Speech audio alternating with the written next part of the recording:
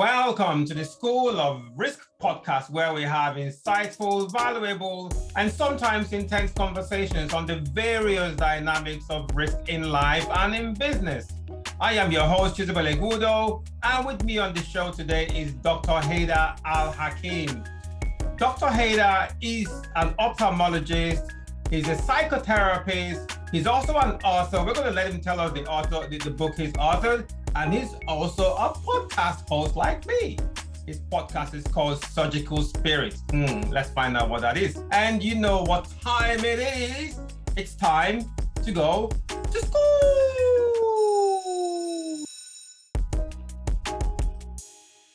Welcome to the School of Risk podcast, Dr. Haider. It's Haider Al-Hakim. Did I pronounce it right?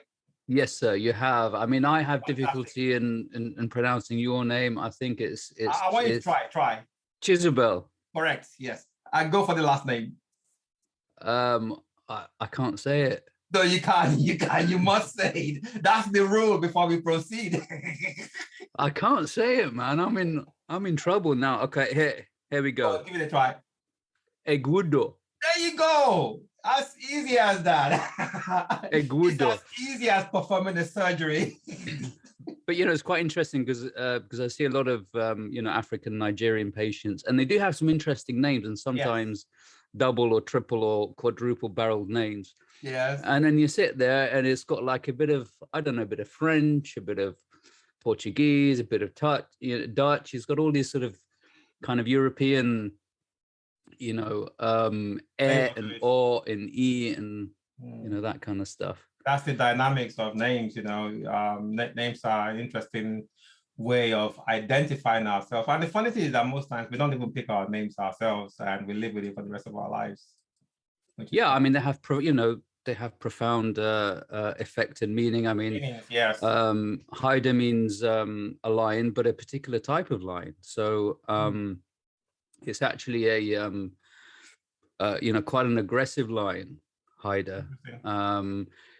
Majestic and aggressive. So not a lion to do, to mess around with, which is quite interesting. And given that I'm not that kind of person really, because you can mess with me anytime, and I don't take things too seriously. So that's sort of an interest. But would you describe yourself as a lion in some way? Do you possess some of the characteristics besides the aggressive side of the lion? Do you think? I've got a beard. I've got a beard. I like eating meat. The wife's the boss, and I just sit. I just lazy around in the sun most of the day, and that's it. I don't do much. There's more to that, because for you to be a doctor, for you to be an ophthalmologist, performing all the surgeries, that requires some bravery, some courage to it, because that's no, you're right. No, you are absolutely right. Tell us about what you do. So more about what you do. So I mean, I come from quite a religious and political family in Iraq. So the Al-Hakim family is steeped in religion and politics, and there were sort of the original anti-British rebellious group of individuals who tried to kick the British out when they first came after First World War. So we've always been anti-colonial and really steeped in our own culture and heritage. So I've always been a bit of a rebel really, and I don't like establishment, and I don't like the usual narrative, the usual propaganda that you sort of hear. But unfortunately, Saddam didn't like as much as you'd imagine. Didn't like what? The fact that we were calling him out and saying that this isn't right, and that he's your family who are involved in politics. Or yeah. Well, I mean, it's more to do with the religion rather than politics. And as you know, why would you say so? Well, you see, because from what politics. Politics is about essentially helping the majority of people make the right decision most of the time, and that's steeped in essentially wisdom and knowledge. And the most archaic of ideas and the most transcendent of ideas are found in religion, because at the end of the day, we want to know the best information and the best knowledge. And this is within a value structure, which we all consider to be beneficial, because at the end of the day, we want to be better. Mm-hmm. And if we want to be better, we look at a value structure. And obviously in any kind of value structure or hierarchy, there's one at the top. Yes. And there's always something that transcends what we imagine to be ideal. Are you familiar with spiral dynamics, which looks at value systems? It rings a bell. It rings a bell. Yeah. So, you know, you can't really separate religion from politics, because it's one and the other. I mean, you can use semantics differently. Mm. You know, people are essentially replacing religion with law, but it's another hierarchy of values, and at the top of the hierarchy of values is this sort of whole structure of law. So, you know, that's why we couldn't really separate religion from politics. So yeah, you know, Saddam didn't like many of us, because we had, you know, a very strong religious voice. So we had lots of prisoners of consciousness, conscious within the you know, Iraqi system. And, you know, in one day in 1983, he rounded up 113 members of our family, male members of our family, and imprisoned them. Wow. And within 2 years, he executed 54. And, Wow. you know, these were non-violent individuals. They just happened to be male. Where were you at that point in time?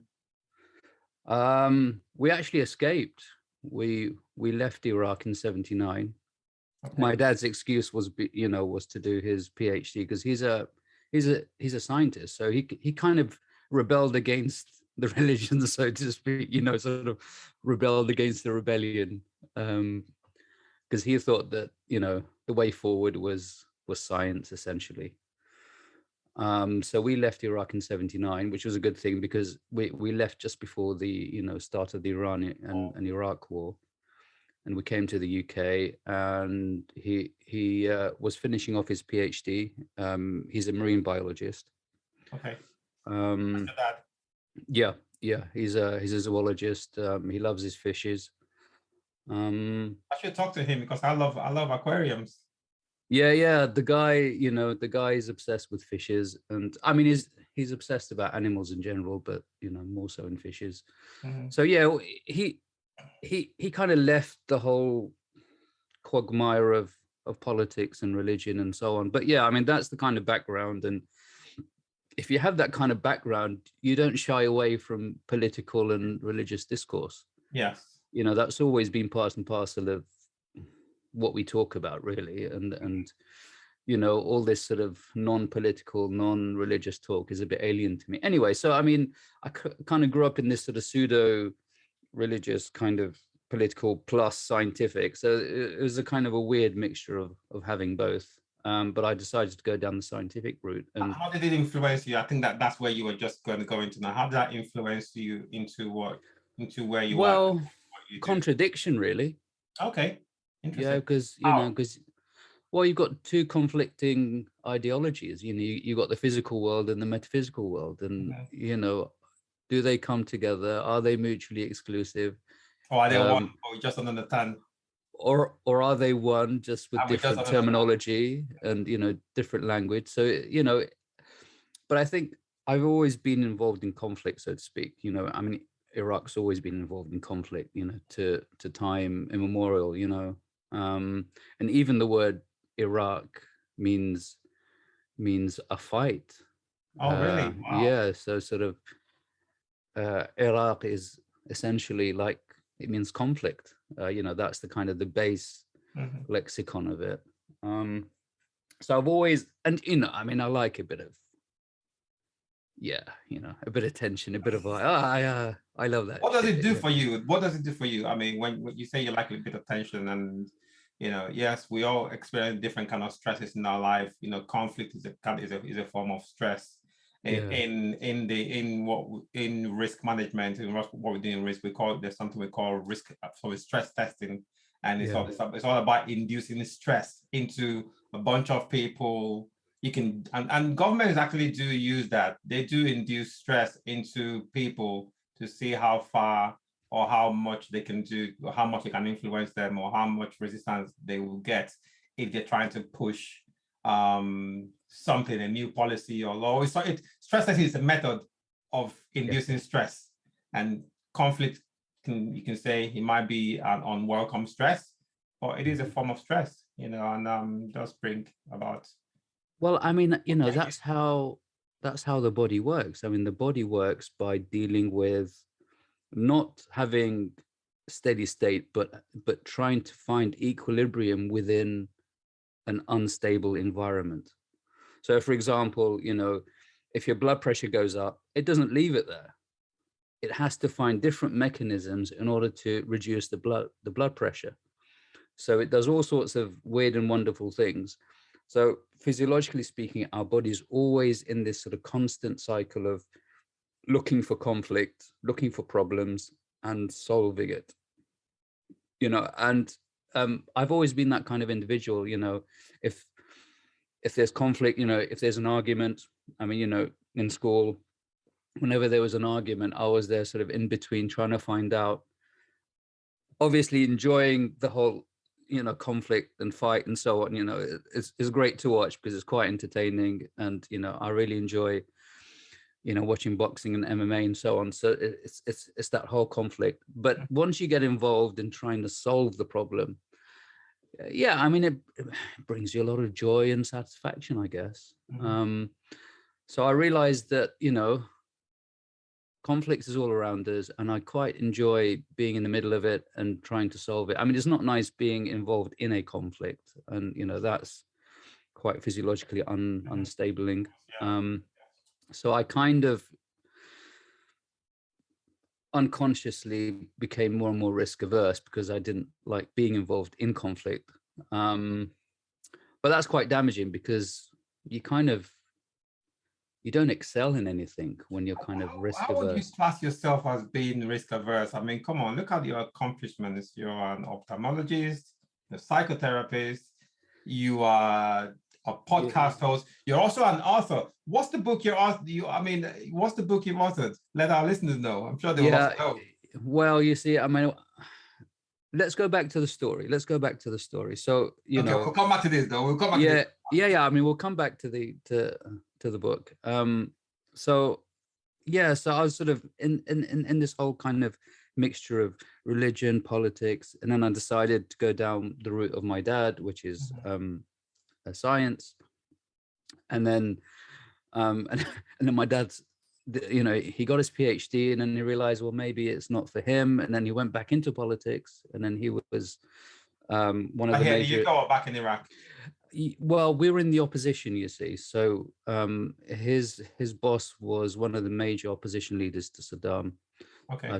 So he worked for him, and then he had a Islamic conference in Sudan, and my dad was with him. He got assassinated by Saddam's assassins. Who got assassinated?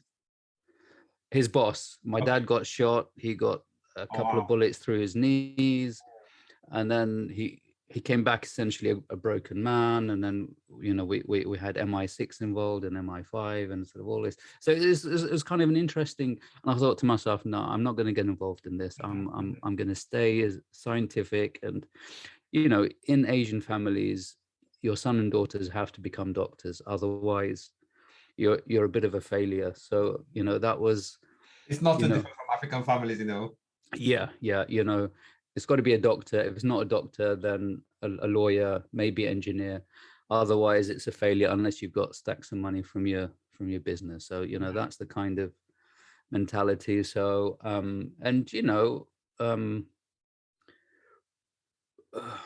he wasn't financially astute, so we had lots of financial difficulties. We were on benefits and sort of all that kind of stuff. But that you know what it's like when someone tells you can't do it, and you're not proper English and you don't have an English name. You think to yourself, well, I've got to work twice as hard and yes, absolutely. Get through that. So I mean, I managed to get into medical school in London, and I was just driven, and the narrative was to go back home to Iraq and help the people there.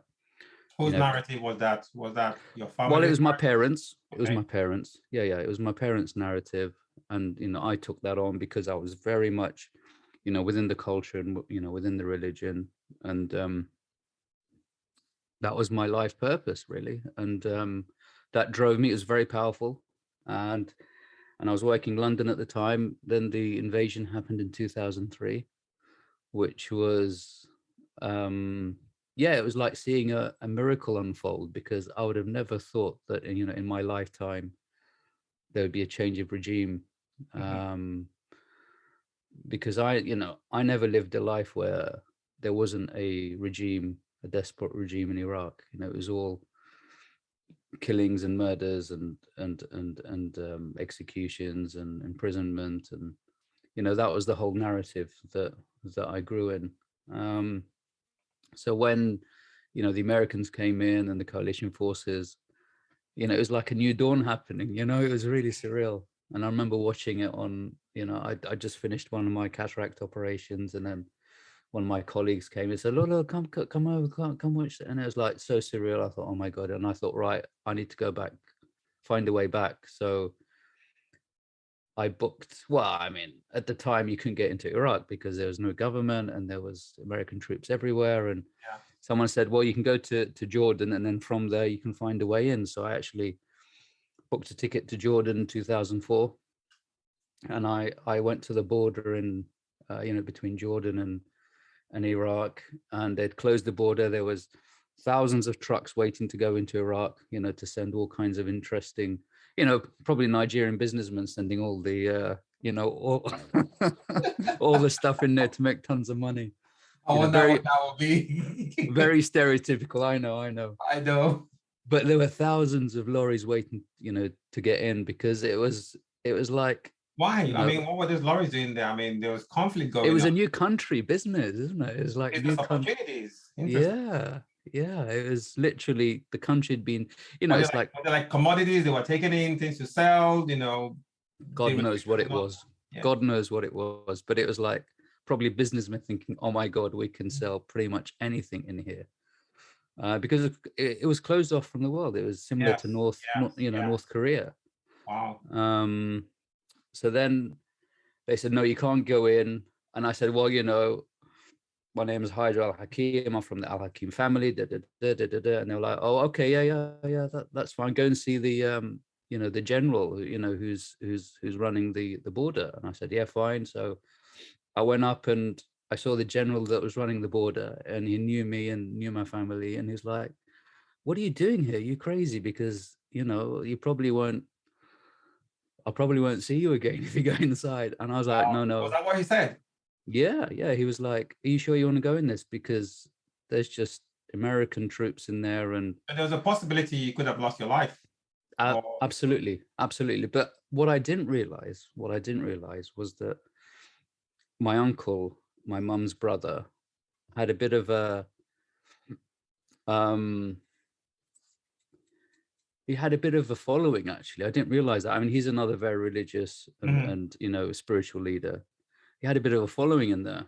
And they actually contacted me and they said, look, if you want to come in, just mention my name, to whoever you go inside, and we'll sort something out for you. But, the Jordanian border is with sort of the western part of Iraq, which is very Sunni-led. And there was a lot of issues there. Particularly with sort of Sunni and Shia, because Shias are more down in the south and central. You got the Kurds in the north, and then you've got the Sunnis in the west. So I got in, and then the first card that I found, I say, look, I want to go to, I'm from Najaf, which is southern Iraq. I said, I want to go to Najaf. They said, well, no one from here goes to Najaf because, that's southern Iraq and we're too scared to go there. But we can take you to a halfway house, and then you can take it from there. And then so I said, fine. We went through the border, and then we had to go past through Fallujah, which at the time had some fighting with the American army.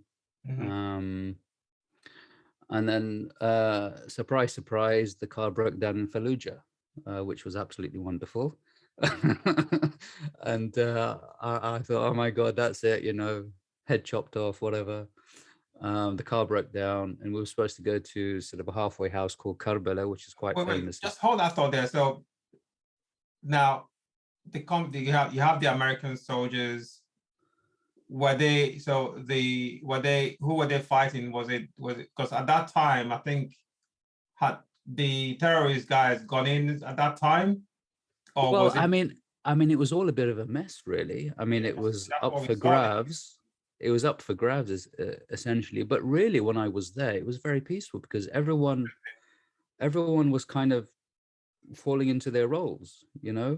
The shopkeeper would open their shop, the doctor would go to their clinic, the barber would open their shop and start barbering. So I mean, it was like people were just getting on with their lives, but there was no central government. There was no authority, essentially. So people just got on with their lives, really, which was quite surreal, and it was very peaceful, actually. I mean, obviously there were some areas that were hotspots where you'd see actually sometimes you see RPGs going off, sometimes you see cars burning. You definitely hear bullets and bombs going off. Yeah.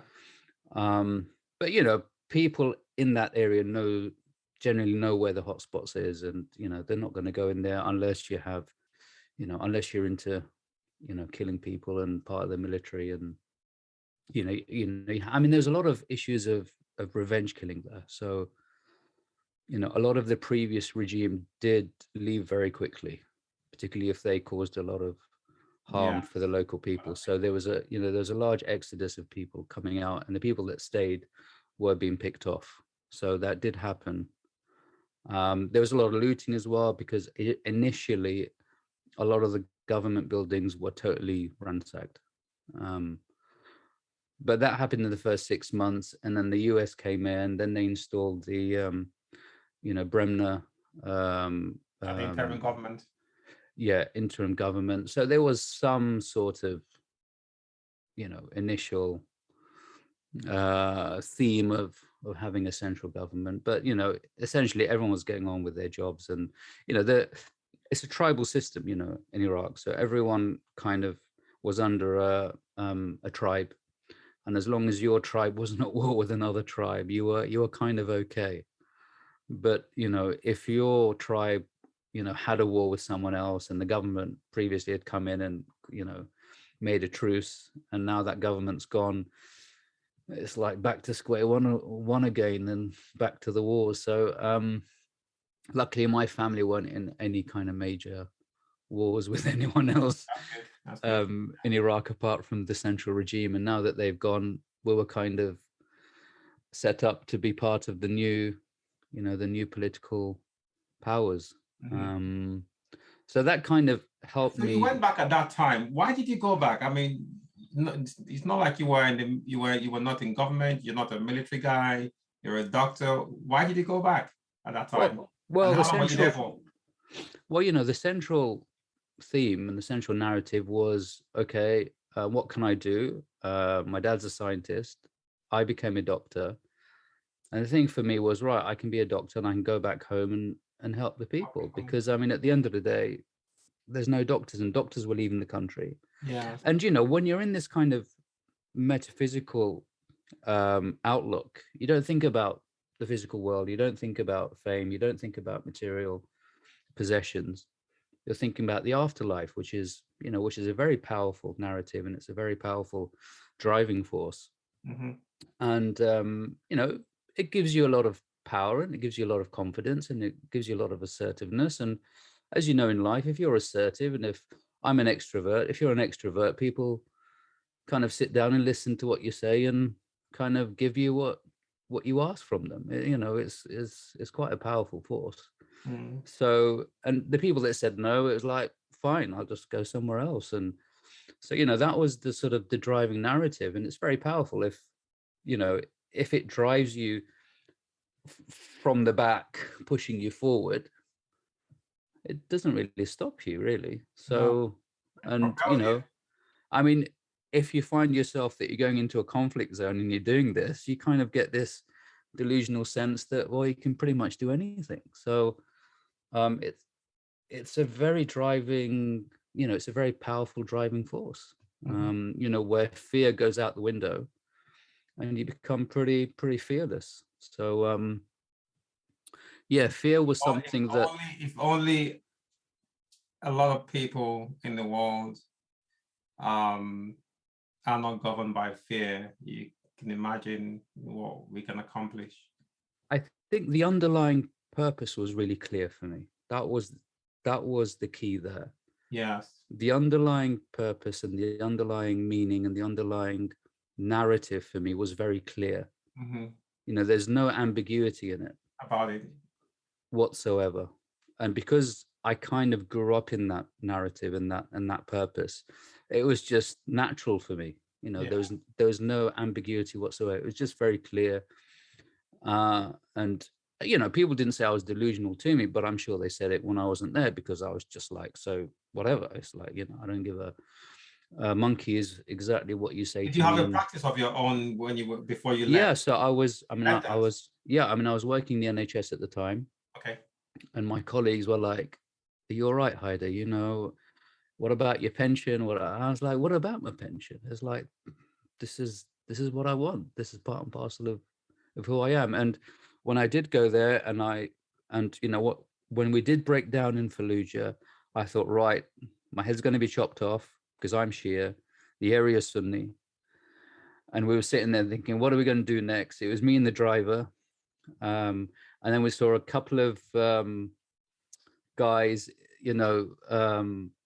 the heads were covered in scarves. They came in a pickup truck, couple of guys, and one at the back, and we thought, that's it, we're done for. They sort of came in and they said, who are you guys? I said, I'm this, I'm that, and we are from Najaf, and we're going. I mean, we just told them the truth. We didn't say whatever. Were they armed? Yeah. They had. I mean, in those days, everyone was armed. Everyone had AKs. I mean, my driver had guns in his. I mean, what can you do? It's sort of up for grabs, really. But we told them the truth. We said, we've come from here. We're going to here. It's broken down. Can you help us? They looked at us. They looked in our eyes. They thought, well, there's a couple of, strangers. And they said, yeah, fine. They checked the car. They fixed it up. We didn't have any petrol. They took us to a sort of a derelict place. It had like one of these big petrol tankers, which they'd probably stolen or something, because it had like American sort of it was a US Army or something. Just imagining all this, as you're narrating. It was weird, but at the time, you don't think about these things. It's just automatic. Sort of going back, it's like crazy. But at the time, it's just life. You don't think about all the permutations and combinations that might happen and so on. And we were just really pleasantly surprised. We thought, wow, these Sunni brothers were amazing. And they were like, here you go. Do you need anything else? Whatever. And then they said, please, when you go to Najaf, please pray for us. And it was just an amazing feeling. And then we drove down. I got to my uncle's and he was like, what the hell are you doing here? Are you crazy? Well, you've come all this way. And yeah, they were quite surprised seeing that this man from the West who'd never been to Iraq for 29 years. And, I guess they thought, well, he's got a purpose in life, isn't it? He's got something that was driving him. And yeah, so then essentially I decided to kind of, that's it. I'm going back home. I'm going to set up my eye service here and in Iraq. And then I went back to the UK. My wife and kids were in the UK at the time. And I told my wife and she was like, yep, you're joking, aren't you? Are you all right? And I was like, no, this is it. This really speaks to me. This is what I want to make my life about. So yeah, I was going back every 6 months. So did you study your practice in Iraq? Yeah, so I mean, I was going back and meeting with the other ophthalmologists and, you know, setting things up and helping training and teaching and doing surgery. And, you know, this went on. And then I set up a charity in 2006 called Al-Hassan Foundation. And we did that for about until 2010. And then I decided to sell up here and go back to Iraq, because I thought, you know, for me to do some proper work, I need to be based there. And and you know, living there. And surprise, surprise, we got some serious money from the US Army, which was a bit weird. And the UK DFID, it was called at the time, Department for Foreign and International Development. So I guess I'm good at negotiating and you know, just sort of arguing my case for the need of serious funding for the improvement of the eye services in Iraq. And you know, we did some good stuff, and we set up a few clinics and a few services and a couple of hospitals. And amazing. That's incredible. So that was 2010, and then we sort of went back, and then I settled down, and I think I kind of matured, and I kind of changed, and I thought to myself, is this narrative my narrative? You know, when you start having doubts. So the narrative is now changing. It's like, I think I just matured. I think I just matured. And, you know, so from 2010, 2012, I mean, 2011, it was fine. And then a kind of middle way through, I thought, let me have a rethink here, you know. And I was, how old was I at the time? I was about 35, 36. And I think it's the usual male thing, you know, once you get to 40s, you know, you have a bit of a crisis. And I was thinking, because when I was traveling and, you know, there was a lot of tension and, you know, challenge. Your family was here, your family were here. I mean, were you going back and forth? Were you visiting, you know, them every now and then? Well, you know, I've got uncles and aunts in Iraq. Then my in-laws went back to Iraq and they settled in Iraq. So the wife was happy for her to go back. I mean, obviously, Iraq is such a difficult place to live in. You can imagine, you know, with constant conflicts and, you know, constant problems within the government and within tribes. And, you know, the whole infrastructure was decimated. And, you know, the infrastructure is still an issue at the moment. And, you know, there's no proper political stability there. So that was a major issue. So it's not as if it's, you know, it's not like the Middle East, as in Emirates and Qatar and, you know, these areas where, you know, which is politically quite stable.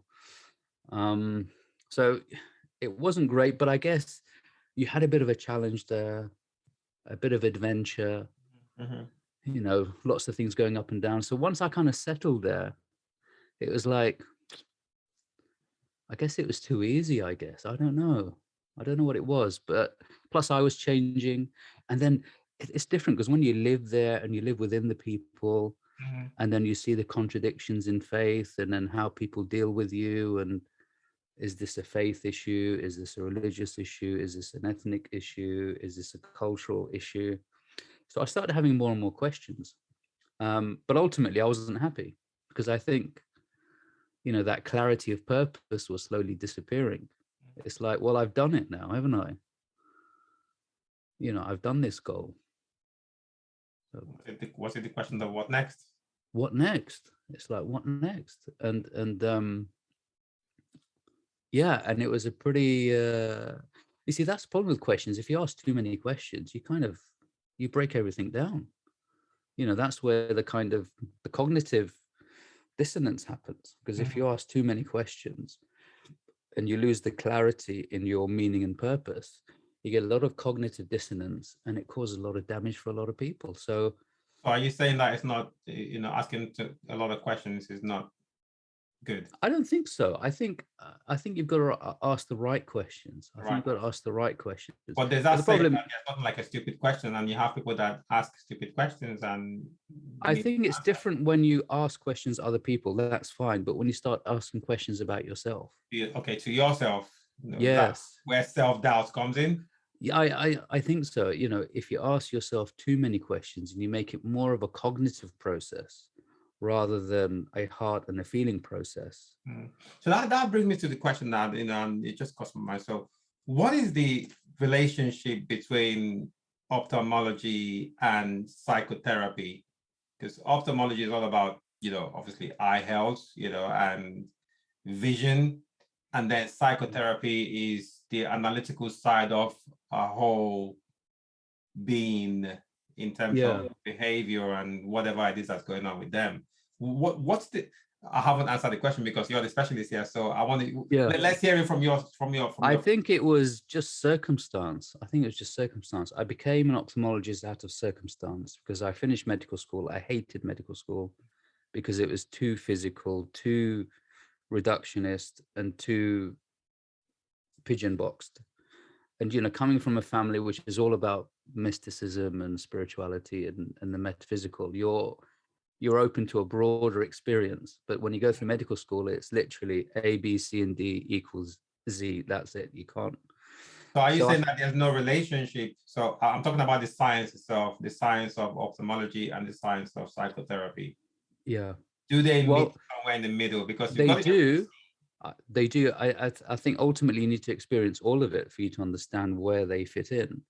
So I came out of medical school actually not liking medicine, and I was finding a way out. And I just happened to land into ophthalmology. I didn't like hospital medicine because I found it really depressing, and it was just sick. Why did you find it depressing? Sick people everywhere. Okay. And that's not what you were getting into. That's not why I went into medicine. I went to medicine to heal people, not to just give them drugs and prolong their Right. I mean, it's a different kind of way of thinking. I think the Eastern way of thinking is about healing. The Eastern way of thinking is about healing. The Western method don't even get me started on that, because I have a whole thing about the way doctors, hospitals are treating people, and like you rightly said, it's right. They're not healing. It's not healing. It's reducing pain and prolonging life. Thank you for saying that. Thank you for saying that. I might get in trouble with that. Please say that. I want you to say it again. Say it again, please, Dr. Haidar. No, I said it once. I've said it once. The GMC is going to strike me off. Yeah. Let's not get them started now. Big farmers. Yeah. They were like, what? Yeah. We're coming for you. Yeah. So, I mean, I was just pushing medication, and I thought, that's so depressing. Gosh. So I was trying to find a way out, and then I happened to come across ophthalmology. I just applied for the job. I thought, well, I'd never done any ophthalmology before. I applied for the job. The boss happened to come from the same medical school as me, and he liked me, obviously, because I'm such a likable individual. I don't know what it is.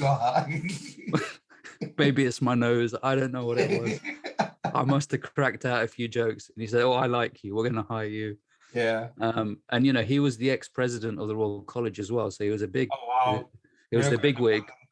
I must have tickled him in the right place, and then that's how I got into ophthalmology. And I thought, oh, this is nice because there's a bit of surgery, a bit of medicine, and then I did all sorts of things in ophthalmology. Really nice. I went to the Himalayas. I went to Kathmandu. I went to some weird and wonderful places, and you know what it's like. Yeah, you just do lots of interesting stuff.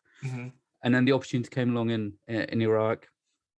I went there, did that. Then I had my existential crisis, and I had to find, well, ophthalmology is not doing it anymore. What is it? And then I went into the field of, I thought, well, I started listening to podcasts and sort of other people's perspectives. And I thought to myself, there's an alternative reality for me out there. And then I got involved in NLP and hypnosis and coaching. Yeah. I met a few times with Richard Bandler, You did meet Richard Bandler? Yeah. Wait. When did you do your, because I did mine with Richard Bandler as well. This was 2016. And then I had the 7-day training at the hotel in, at Kensington. At Kensington, yes. Yeah. Bandler was there. You had Paul. There was a day that Paul Paul McKenna. So Paul McKenna actually. we were there together. Yeah, I thought I saw you somewhere. No, for real. I was at that one. That was when I got mine in 2016 as well. Yeah. Well, you see, I know Paul McKenna personally because Do you know him? Yeah, because of He's a weird guy, isn't he? I really like the guy because Yeah. we've treated whatever, and he was like yeah, and I was like really, he was like yeah, it's like okay, and but yeah, I wasn't much of a fan of Richard Bandler, but the guy's effective. Interesting. No, but I was a fan of him because, like you said, he was effective. He knew what he was talking about, and yeah. Well, it's just that clarity, isn't it? It's just that clarity. Very clear. And then I found out about psychotherapy, and then I found out about psychoanalysis, and then I started really reading about Sigmund Freud, and then I did a diploma in psychoanalysis, and then I went through analysis myself, but more Jungian analysis, which I really enjoyed. What analysis? Carl Jung analysis. So Jungian, yeah. So I saw a Jungian analyst, and I had analysis myself, and I'm contemplating doing a full.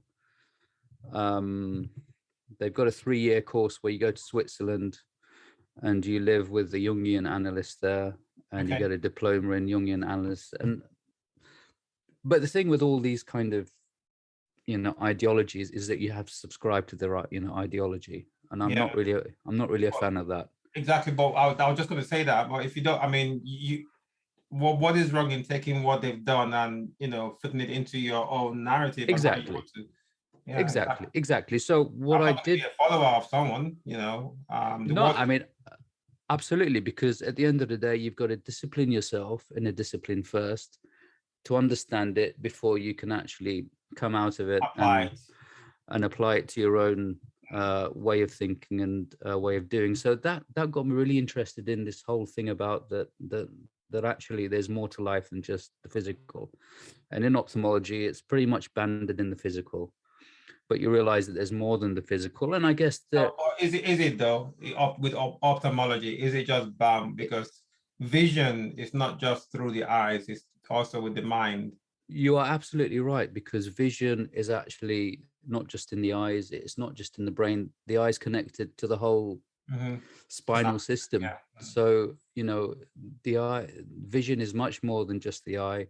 But being an ophthalmologist, we just deal with the eye, and then anything that goes behind the optic nerve, you get sent for the neurologist. So it's very much segmented, and you're not allowed to kind of go beyond that. But with interesting. So you see, this is where if I was an ophthalmologist, I would go beyond that, and because I want to know what's behind the physical eye. And a lot of people that come and see us in ophthalmology, have complicated issues which cannot be explained just by the eyes. So if you're able to explain things, give an example. For example, glaucoma. Okay. So, treatment of glaucoma, which is a disease that affects the optic nerve, an ophthalmologist would treat that just by lowering the intraocular pressure. Okay, and you can either do that with drops or laser or surgery. That's the only modality that we have. Now they're kind of talking about neuroprotection. Okay, what does that involve? Well, because we're doctors, we've got to have a pill and, stuff like that. So they're talking about B vitamins. Surprise, surprise. Come on, that's everywhere. So you see, in medicine, you can only tread carefully. Yes. I mean, we saw what happened, in the pandemic. You can just tread carefully. If you tread a bit too much, you get cancelled. Yes. Whereas in the world of psychology, you can actually, so let's tread carefully. Yeah, I mean, in the world of psychology, you can actually go anywhere, really, because everything's up for grabs, I think, which was quite is that the case, though, because psychology is also a form of medicine, won't you say? It's more acceptable to kind of talk about these things in a weird and wonderful way because it's not so regulated. So I think it's because of the lack of regulation. And also in the field of psychology, analysis and all that stuff. Yeah, it's sort Is of that less. why we have people who are counselors, what do you call them? Therapists who are not medical doctors, and they can just go and start providing. Yeah, it's less regulated, plus there's less money involved. So the more money that's involved, The more the more regulation. the more regulation, and the more that there is sort of an overseeing government power. So I think that's the reason. But the thing is that if you're a creative, like yourself and like me, you don't like to be stifled. No, absolutely. You don't want to be put in a straitjacket. I mean, it's good. If you can do an efficient cataract operation and you're happy with that, and it's your life purpose or whatever, or you've got life purposes outside of work, that's fine. If that's your cup of tea, go for it, enjoy it. Knock yourself out. I mean, I could have been quite happy staying in Iraq and just running things, but it was eating up inside of me, thinking, no, there's something else here.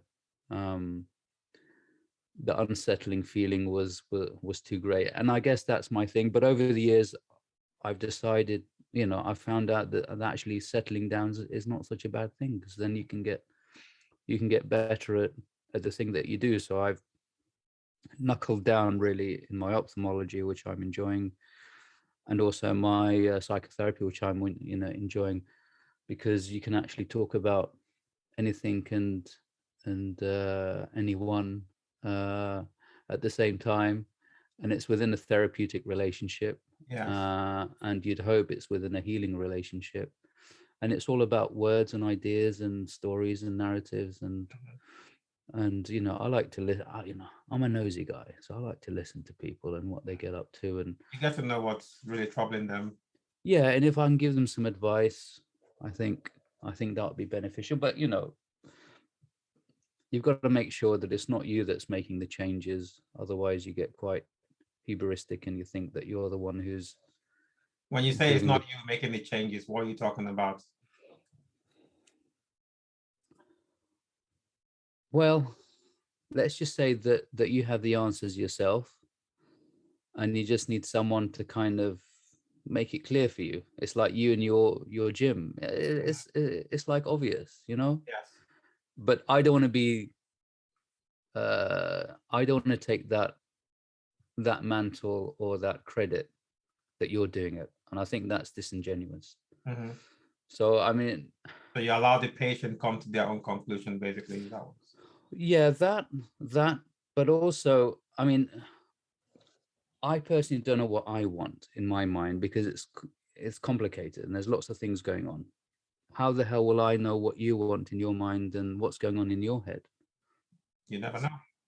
I don't.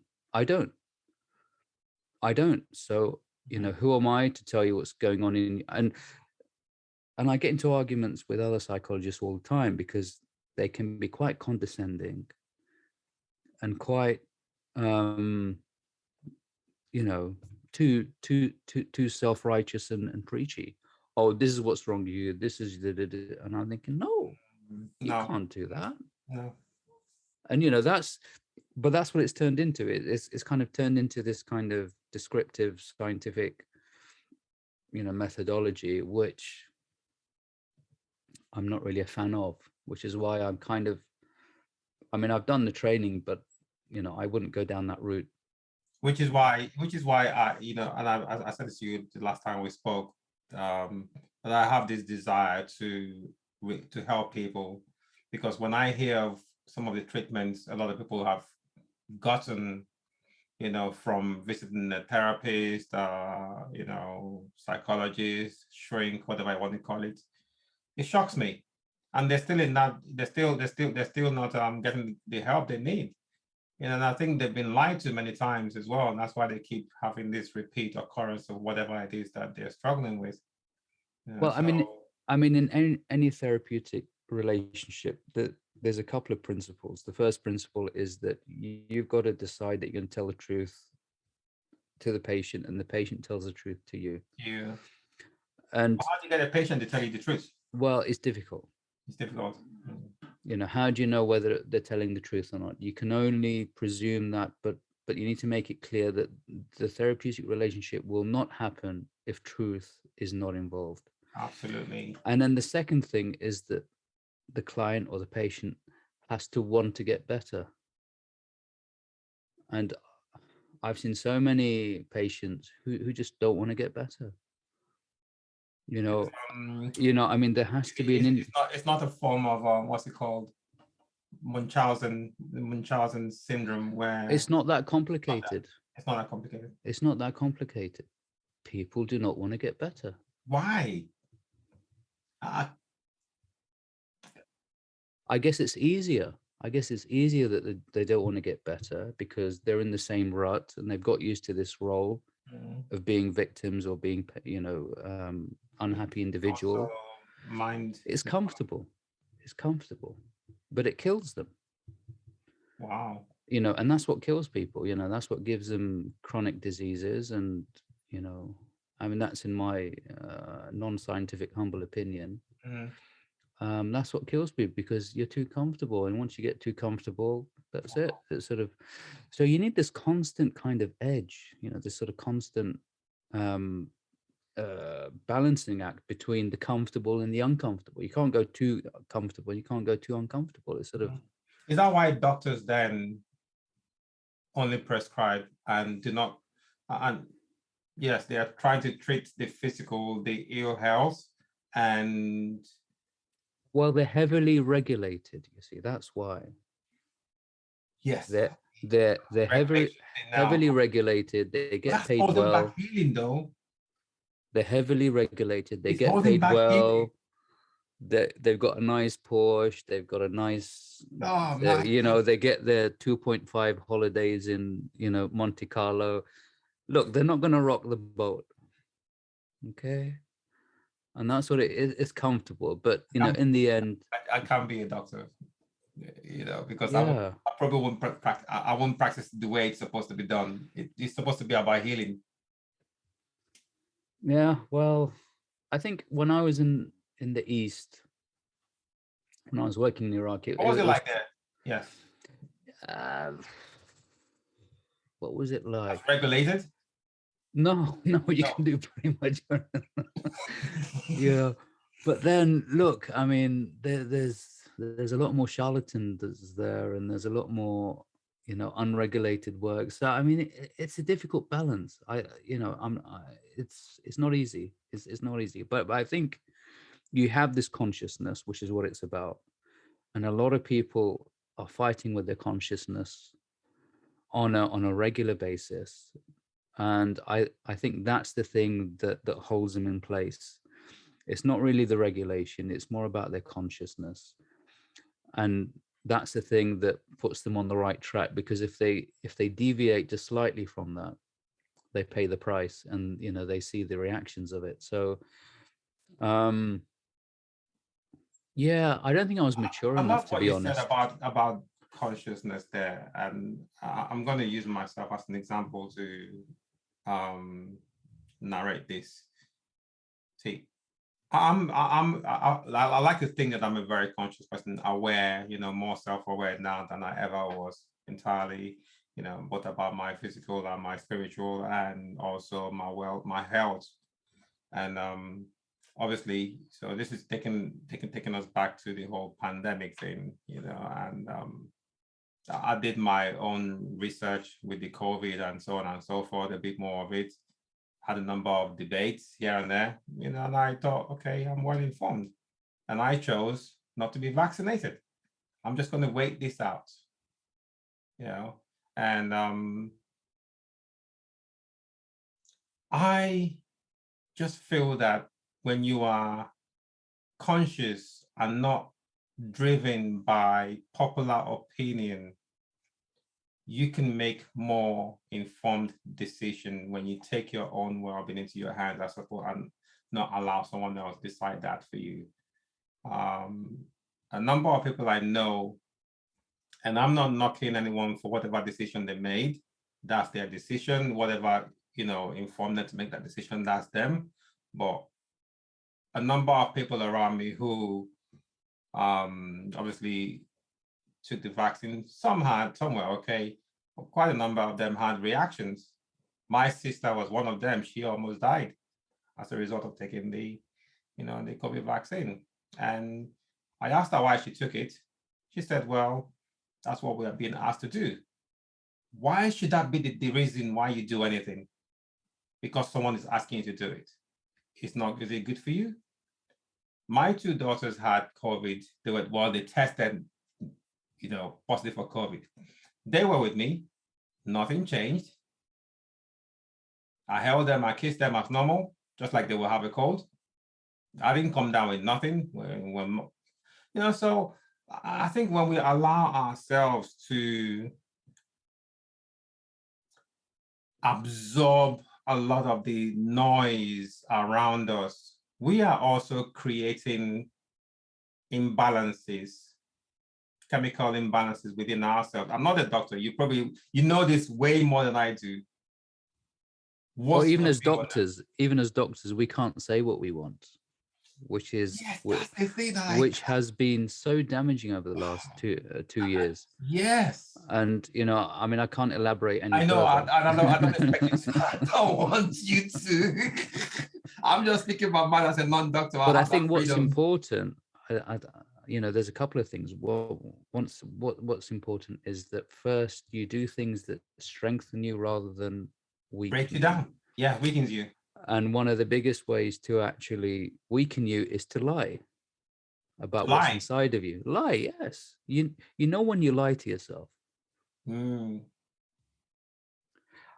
Look, I don't know the truth. Some people may know the truth, but I don't know all the truth because I don't have all the information. I can try my best, but I know when I'm lying. I know when I'm not telling the truth. Yes. Because it eats up inside of you. And the reason why it took me a year and a half to kind of realize that I wasn't happy in Iraq back in 2000 is I was lying to myself. I said, yeah, it's fine. It wasn't fine. So that's one thing, I mean, if you lie to yourself so many times, you get this self-delusional state. You start kidding yourself. But that's the most dangerous thing about getting into that self-delusional state is that you believe your lies and your lies become the truth. It becomes a truth until reality hits you in the head, and then you get a total breakdown, and then you got to work your way back up again. So instead of actually having an absolute I mean, look, we all have absolute breakdowns, and it's because our system is built to avoid, really difficult things because it's too stressful. But eventually you will hit a wall, and then you've got to start again, and that's fine because that's life. But the important thing is that you've still got to work through it. No matter what happens, whether it's a big wall or you've just got to work through it. That's the only way you're going to survive in this world, is keep working through it. And eventually you get to a wall which you can't get over, and then you die, and that's the end of you. And that's just life. So, but hey, you've got to keep going and keep telling the right, the truth to yourself, or not lie, and keep doing the thing that strengthens you. And until you become totally delusional. And then something else comes along. I don't think anyone deliberately wants to be totally delusional or what. No, I mean, it happens. And there's lots of people out there who become totally delusional, and I've seen it many, many times in my practice and in life in general. And that's why I wrote the book. I mean, the book is all about. What's the book? So let us know what the book is. So the book's called Physician on Fire, and it's about getting over stress and burnout, and that's what it's about. It's sort of how to get out of this sort of self-delusional, inflicted. It is self-inflicted, it is. Yeah. It's all self-inflicted. Wait, going back to the title of the book, Physician on Fire. Is that you, the physician, or physicians in general, or does it apply? No, it's me on fire because I'm burning out. Yeah. And how do I get back on my feet again? And it's sort of different ways in which you can get back on your feet again and stop being totally on fire and burnt out into a crisp, and until there's nothing left of you. There's so much to learn from that. Yeah. And it's all stories, because stories are the only things that we work on. I mean, our whole system is built on stories, and stories are the most powerful way of delivering the best of messages. And it's so inbuilt within our system. I mean, it's older than science, it's older than religion, it's older than all the mythologies. And that's how we used to do it, hundreds of thousands of years ago. Sit around and mime stories before we could speak, and then essentially draw stories before we can speak. And then eventually we started speaking stories, and then we realized that we can write these stories, and then we turned it into rules and how to govern our lives, and then it turned into regulations, and then it turned into industries, and this is where we are now. The masters of the stories that controls the world today. I mean, they've really perfected the art of their storytelling. Yeah, I mean, the book is just stories of failures, because that's the most powerful way of delivering stories. That's interesting you said that. Yeah. It's failure because it shows you how not to do it. And then you'll see how to do it afterwards. So essentially, I mean, the archaic and the most mythological story is the hero myth, because it's someone who makes a total mess of things, is down in the dumps, and then finds a way of getting out again. And people don't want to talk about their failures. What was that? People don't want to talk about their failures. They just hide their failures and only portray, It's transformational. I mean, when I read it, I cringe, because it's not nice talking about your failures, and it's horrible. And you think oh my God. But, I mean, what does it do for you to talk about your failures?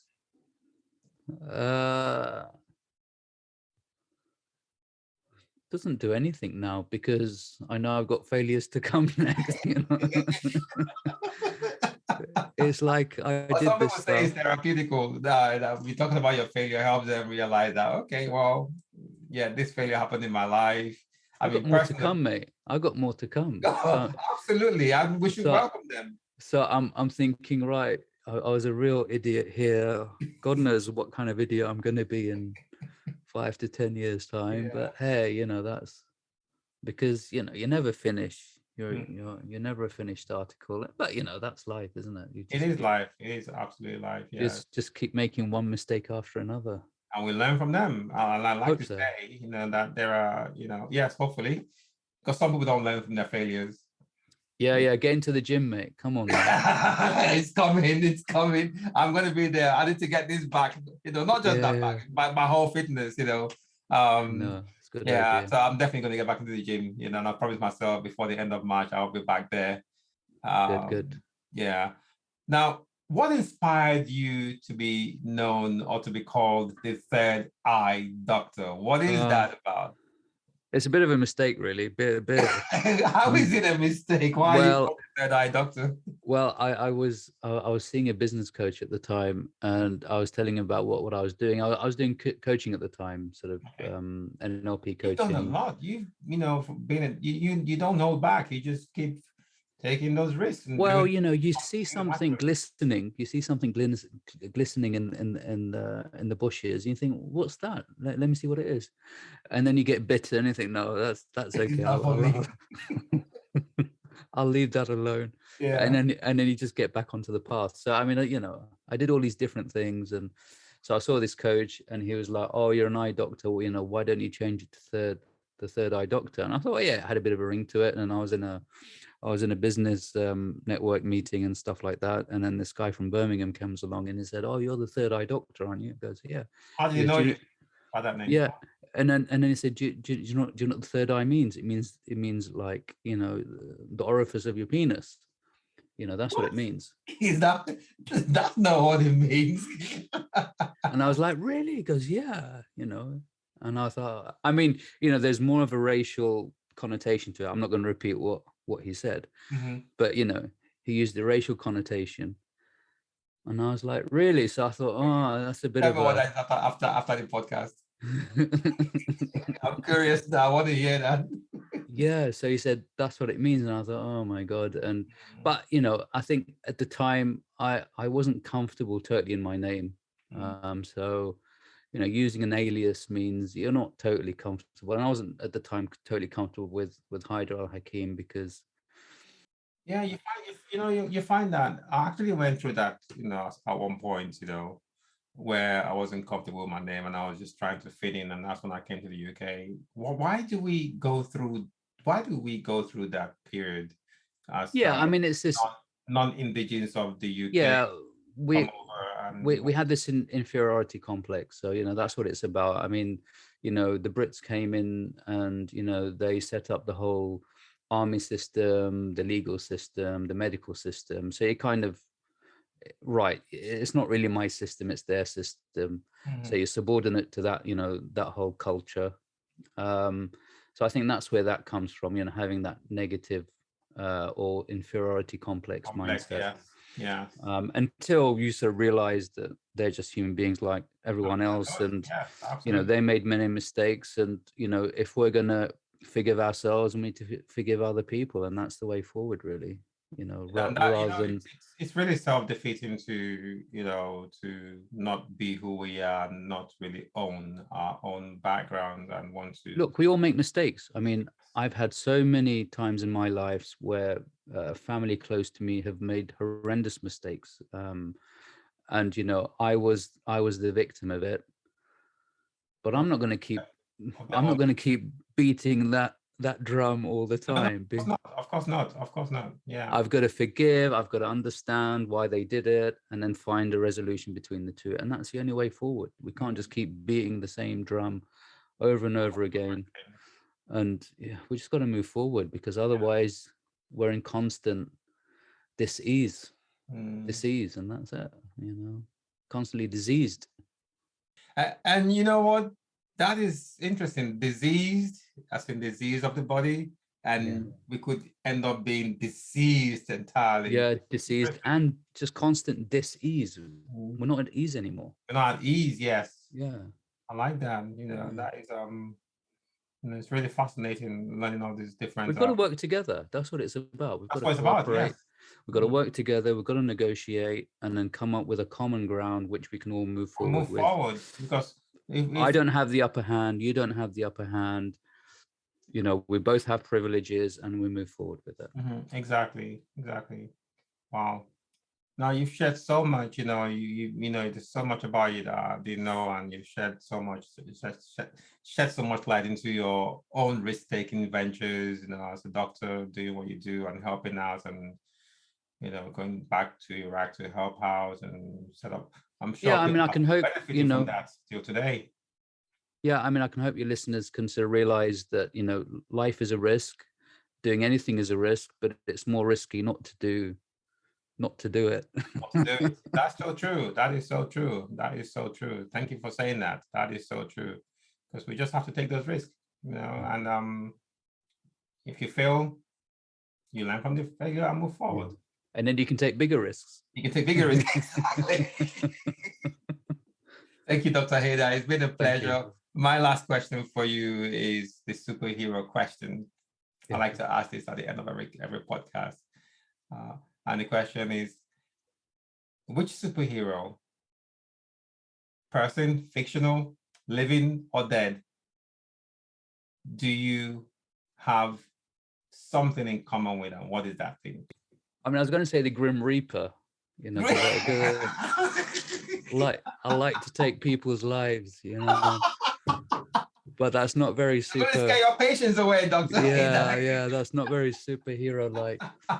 But Grim Reaper.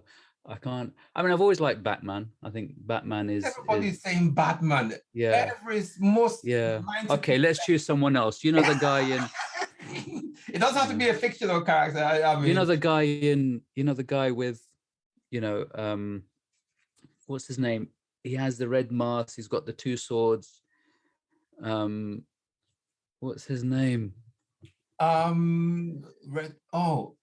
of Zorro, not Mask of Zorro. No. I recently had a film. He keeps making mistakes. He's a bit of a joker. He cuts people up, and I can't remember the name. What's the I have no idea. I can't think. the red mask guy, red mask. He wears a red mask. Yeah, he wears I mean, it's a recent film, red mask superhero. But basically, he's very flawed. Mm-hmm. He's very flawed. What's his name? Here he is. Ryan Reynolds. Oh, Deadpool. That's the one. Deadpool. Oh, Deadpool. Oh my goodness. Yeah, if I was a superhero. I'm sure the time it took us to find out, listeners would have been shouting from wherever they are. Yeah. Deadpool, Deadpool. Yeah, Deadpool. I'd be Deadpool. What about him? What's about him? Well, he's got a nice girlfriend. He likes to have sex all the time. And, he gets into fights all the time. And he's a funny guy, and he's lost. He's all over the place. So I think, yeah, I'd be a Deadpool. And what do you have in common with him? What, him? Yes. Lots of sex with women, I think. That's Better be with your wife. Of course. But if I was a superhero, make that clear so she doesn't hear this podcast. Well, if I was, look, I'm always in trouble with the wife.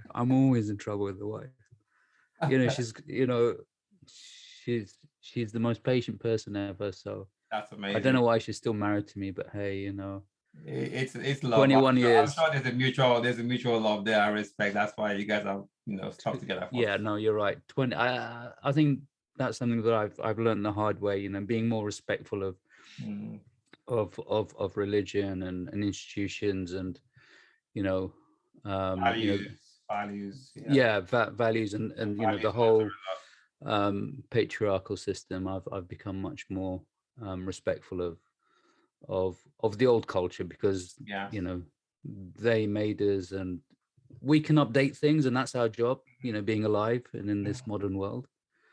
And the next generation will update our own mistakes and follies. Yes, absolutely. Dr. Haidar, thank you so much for spending this time with me. It's been a pleasure. My goodness, I could let this go on. I'm sure we can talk for 2 hours, 3 hours. I'll split it into 3 parts.